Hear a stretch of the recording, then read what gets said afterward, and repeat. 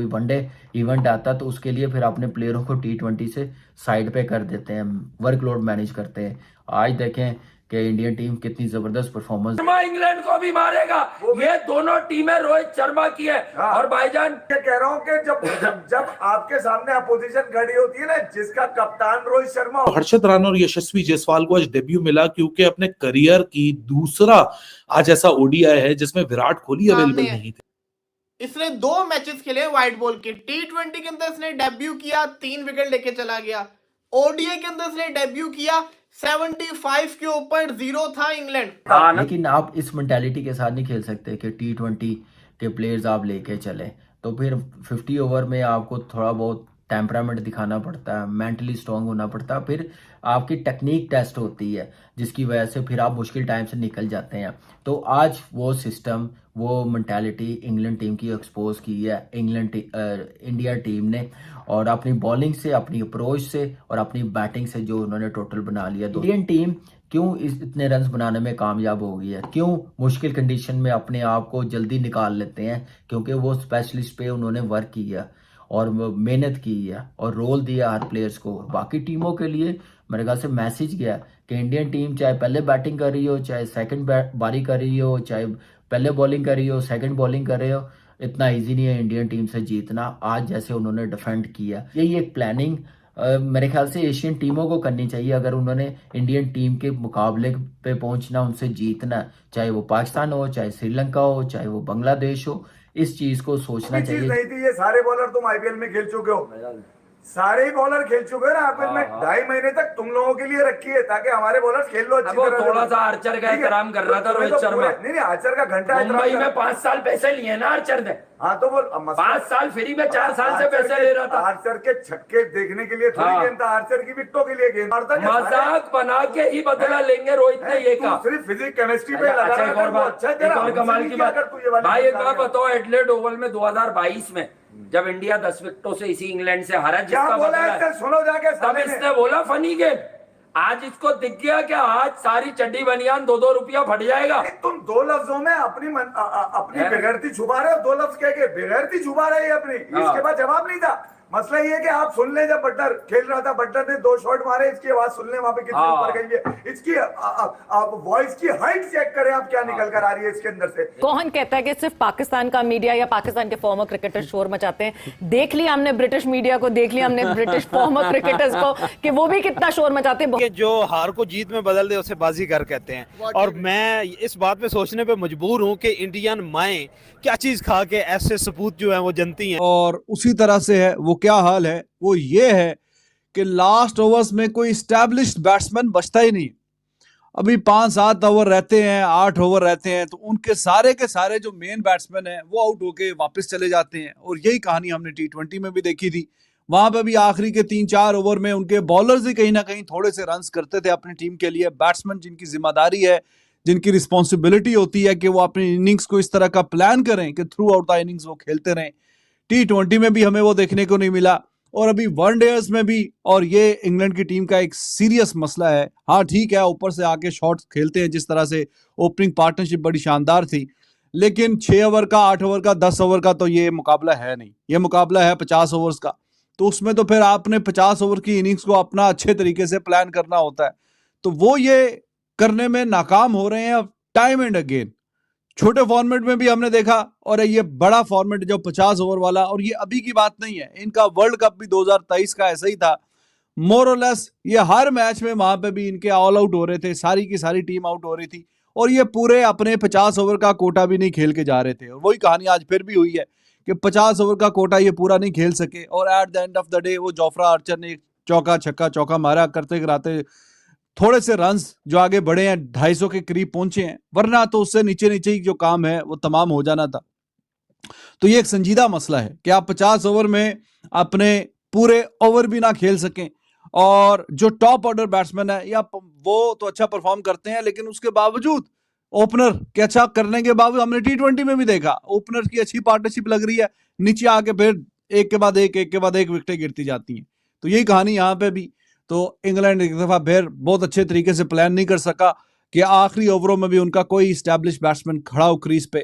तो इसमें hats off to India कि उन्होंने पूरी सीरीज में ये काम करके रखा हुआ है कि उनको T20 में भी उस जोन और उस फेज में जाने ही नहीं देते कि एंड पे जब आप देखते हैं ना T20 में भी 3-4-5 ओवर रह गए हैं और बैट्समैन एस्टैब्लिश खड़े हुए हैं और वो चौके मारेंगे छक्के मारेंगे, उस वाले जोन में T20 में भी नहीं जाने दिया और आज भी उस जोन में जाने नहीं दिया एंड पे कि ठीक है जी आखिरी 8 ओवर रह गए हैं, 6 ओवर रह गए हैं तो आप यहाँ पे, वरना तो अच्छी टीमों से मुराद है कि जिनके बैट्समैन एंड पे खेल रहे होते हैं, तो आपको पता है कि आखिरी 8-10 ओवरों में तो 80-80-100 रन ओडीआई में बन जाता है। जसप्रीत बुमराह 23 तारीख को पाकिस्तान के अगेंस्ट मैच में ना हो, बल्कि ये तो नजर आ ही रहा है कि नहीं होगा।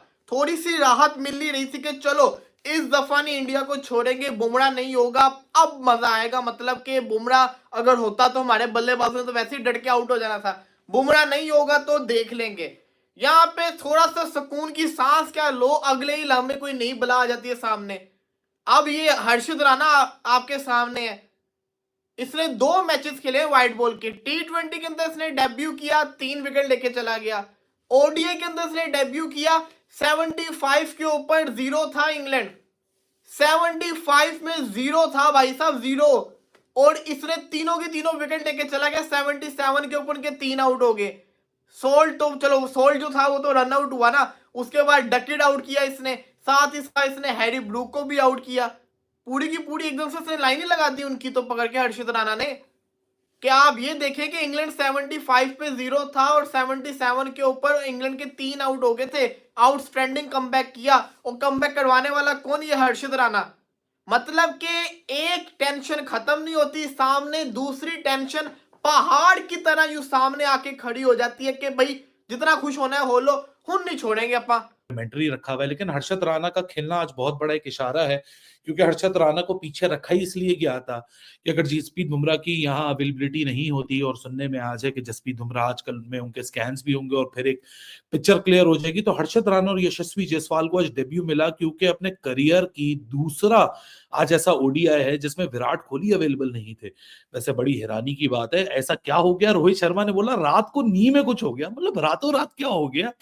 कोई साजिश तो नहीं लेके पहुंच गया विराट के पास, नींद अपनी खराब कर लो। याद है ना 2022 में अवेश खान को बुखार हुआ था, अरे भाई विराट को ना बुखार करवा देना, वो भी बहुत इंपॉर्टेंट है। बट ऑल इन ऑल जिस तरह इंग्लैंड ने आगाज किया था ना, एक ताबड़तोड़ इंग्लैंड का आगाज था भाई साहब। ऐसे आए फिल सॉल्ट और क्या कहते हैं अपना बेन डकेट निकल के, और हर्षित राणा डेब्यूटेंट को उन्होंने टारगेट किया। उन्होंने बोला भाई इसके खिलाफ हम रन बनाएंगे 21 ओवर में, चौका छक्का छक्का चौका चौका छक्का डॉट छक्का, और वहां लगा के भाई साहब आज जरा इंग्लैंड यहाँ फ्लाइंग आगाज पे जाएगा, आपको 300 350 का मुकाबला देखने को मिलेगा। लेकिन कहते हैं ना क्रिकेट में एक गलती,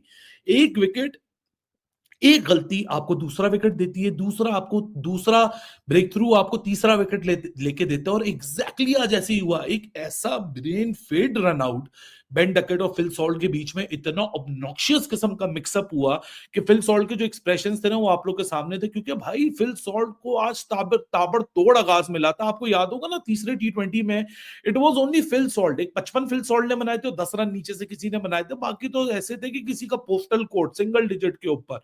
सो यहाँ फिल सॉल्ट की जो एक्सप्रेशन थे वो गलत नहीं थे, क्योंकि 90 ओवर के अंदर 75 रन लग चुके थे। फिल सॉल्ट 26 डिलीवरी से 43 रन के ऊपर थे, ऑलरेडी 3 छक्के 5 चौके वो मार चुका था, साथ में बेन डकेट भी बड़ा जबरदस्त आगाज कर रहा था। लेकिन हर्षित राणा शुरू में बिल्कुल एक्सपेंसिव हुआ, लेकिन एक यंगस्टर की खुशी की बात मुझे ये लगी कि वो बंदा रेडी था उस चैलेंज के लिए, he was ready to grab those chances. उसको पता था कि भाई अपनी लाइन और लेंथ के साथ कंसिस्टेंट रहना, अपना जो प्लान मैं मैनेजमेंट के साथ डिस्कस करके लाया हूं उसकी कंसिस्टेंसी को यानी खराब करना। हेलो दोस्तों, स्वागत है आपका क्रिकेट न्यूज के एक और नए वीडियो में। दोस्तों पहले ओडीआई में भी भारत ने इंग्लैंड को हरा कर रख दिया और ये दिखा दिया कि हमारे पास T20 की भी बेस्ट टीम है, हमारे पास वनडे की भी बेस्ट टीम है, और उन्होंने दिखा दिया कि आईसीसी चैंपियन ट्रॉफी जो आने वाला है उसमें फाइनल के हकदार हम ही हैं। क्योंकि जिस टीम के पास इतना ज़्यादा कमबैक करने का ऑप्शन हो, कोई भी दुनिया में ऐसी टीम नहीं होगी जो भारत जैसी होगी। भारत के 2-3 विकेट ऊपर से गिर भी जाते हैं तो वो कमबैक कर लेते हैं आसानी के साथ, उनको कमबैक करना आता है। लेकिन अन्य टीमें हैं जो अपनी जो विकेट खोने लगती है तो फिर एकदम से ढह जाती है। लेकिन भारत के पास वो काबिलियत है कि अगर टॉप ऑर्डर के बैट्समैन गिर भी जाते हैं तो निचले बैट्समैन जो है वो आकर रन बनाते हैं। श्रेयस अय्यर ने जिस प्रकार की पारी खेली है और साथ ही साथ जिस प्रकार की बॉलिंग हर्षित राणा ने अपने डेब्यू पे की है वो भी काफ़ी ज़्यादा आकर्षक था। क्योंकि जिस प्रकार से इंग्लैंड शुरुआत मिला था इंग्लैंड को, उसके बाद ऐसा लग रहा था कि आज 300 लक्ष्य आसानी के साथ भारत को देंगे, लेकिन उन्होंने हर्षित राणा की बॉलिंग की बदौलत आज इंग्लैंड टीम भी ध्वस्त रह गई है। और जिस प्रकार की आज परफॉर्मेंस ऑलराउंड रही है भारत की टीम की, ये लग रहा है कि ये वनडे सीरीज में भी इंग्लैंड को क्लीन स्वीप जरूर करेगी, क्योंकि 4-1 से तो T20 सीरीज में क्लीन स्वीप करने से बच गई थी इंग्लैंड की टीम। एक मैच, हालांकि पहला मैच इंग्लैंड जीत गया था, उसके बाद से जिस प्रकार का कमबैक किया टीम इंडिया ने, और उसके बाद से तो रुकने का नाम नहीं लिया जो भारत के यंग टैलेंट थे। उसके बाद से जब वनडे में आए तो वनडे में भी उनका यही हाल हुआ, और पहले ODI में भी भारत ने रौंद कर दिखा दिया इंग्लैंड को कि हम तुम्हारे बाप हैं और भारत हमेशा बाप रहेगा। कामरान अकमल का कहना है कि भारतीय टीम को हराना अब आसान बात नहीं है। पूरी एशियन जो कि टीमें हैं उनको सीखना चाहिए भारत से कि किस प्रकार की क्रिकेट हमें खेलनी चाहिए। तो दोस्तों, वीडियो कैसी लगी अपनी राय कमेंट बॉक्स में जरूर बताइएगा। अगर आप हमारे चैनल पर हैं तो चैनल को लाइक, कमेंट, सब्सक्राइब जरूर कर दीजिएगा, ताकि हम आप लोग के लिए ऐसी वीडियो अपडेट भारत और पाकिस्तान क्रिकेट से जुड़ी हर खबर सबसे पहले अपने चैनल के माध्यम से आप तक पहुंचाते रहते हैं। तो दोस्तों, वीडियो पूरा देखने के लिए धन्यवाद। आपका दिन शुभ हो।